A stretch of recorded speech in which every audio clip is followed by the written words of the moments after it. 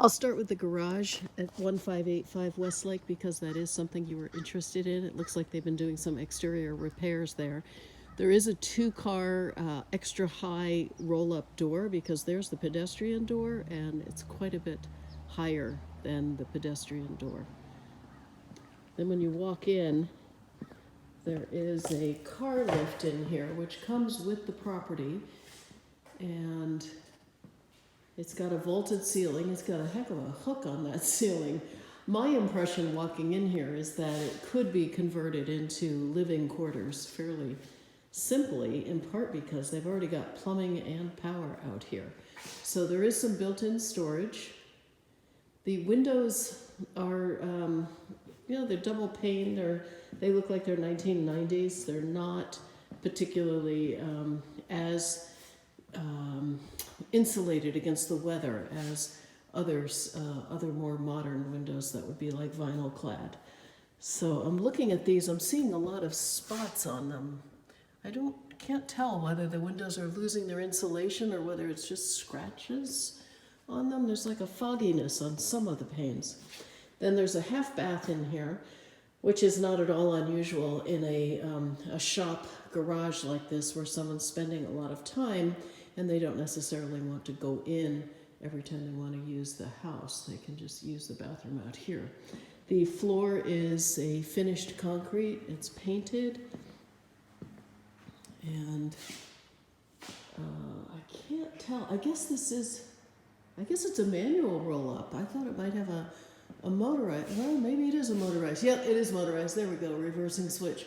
I was looking at the chain. Maybe that's for a manual override. But at any rate, that's the garage. There's a step up here. And then here's the yard. I believe the septic system is out here in the front yard. We're in a neighborhood where everything is on septic. There is no sewers. There is no sewer system here. The roof looks like it's fairly new, just based on the style of composition shingles. And it's got another garage here. And then over here, there's the neighbor's house. They have somebody operating a blower right now, so you might be able to hear it. There's additional parking right there. And there's a couple of lemon trees here. And there's the roof for the garage. We are almost at the end of Buckingham Peninsula.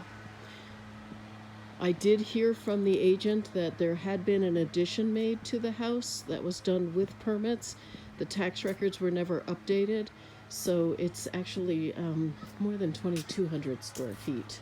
It's bigger than you would have thought from the tax record if you were to be looking at that. There's a step here. When I've shown this in the past, I almost always miss this step. It's kind of odd. So there's a step here up to the front porch, and then there's a step there. So this is showing some signs of wear, this door. And then here would be the reason that you would buy this house.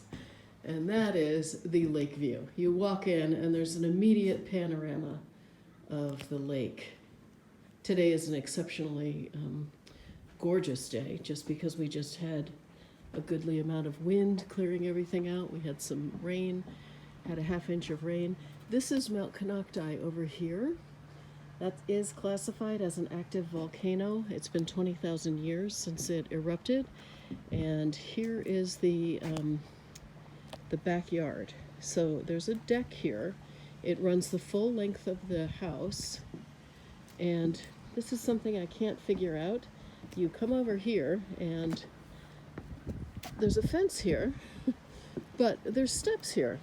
So I don't know. I guess originally there were steps here, and then they put this gate on. It's not a gate. It's a fence. It's permanently installed. There's no hinges. There's no way to get to the bottom. Get over it. So the yard cuts off very, very quickly as soon as you get out here. And there are a couple of steps over here that I'll just go down and show you how steep it is to get to the water, since that is your primary area of interest. There's a bit of a retaining wall that needs repair along here. It's showing signs of wear. It's kind of bending a lot over there, but it gets very steep very, very quickly. It's like deer trails down there. And if I'm looking down here, you can see there is a bit of a beach. Now, you can see that there is a high water mark where you can see where the water goes to. If I go in closely on the neighbor's yard, you see how they've got a cement retaining wall right near their grass, and you can see the white lines where the water has sat. There's a couple of them, but you look at the higher one and you go, oh, okay, the water can come up that far in the winter, so you would lose all that beach area. So if that were a reason for you to be getting that place, you would not have much of a beach. And I suspect it's the same thing here, where there's a lot of beach areas showing, but this is like my yard right now, where there's so much beach, and yet it's going to disappear once the lake level rises. Now, I am seeing a couple of pilings out in the water, which are expensive to install. I can't tell. They look like they might be metal. If they're metal pilings, then that's better because they rot less quickly than wooden pilings, and that is a good thing. I'm going to back up again. And we're looking over at Clear Lake State Park directly opposite. That is undeveloped property, and it's going to remain so as long as it's in state holdings. And this is the Lakeport arm of Clear Lake.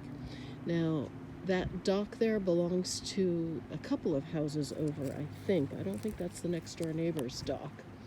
I think that's 2 houses over. Yeah, it is. But the next door neighbor's staircase, you can see, is like straight down. It just drops off. So you could conceivably put a tram in. That is something that would probably cost more than $200,000. I put in a tram because I live at the bottom of the hill, and you park up at the street and you walk down a trail. My tram was 170 feet in distance, and it was $200,000. And this looks further away than my house from the street level. So I think that it would cost you more than that to make it accessible to just be able to take a little ride down there. So, and then if you were to put in a dock, that would be even more expensive. So you'd be looking at a pretty substantial investment if you wanted to be able to use the water. One other thing you should know about is that Westlake Drive, it can tend to accumulate algae because all of the water of the lake is going to go out that way on the other side of this hill to leave, and on its way to the exit down at Cache Creek on the south part of the lake, you'll end up with some of it getting diverted over here. We are in the northernmost part of that little cup area. Down there it gets worse in terms of algae accumulation. There is usually a good breeze coming in here. It can get quite breezy in the afternoon. I'm going to cut off so this isn't any longer.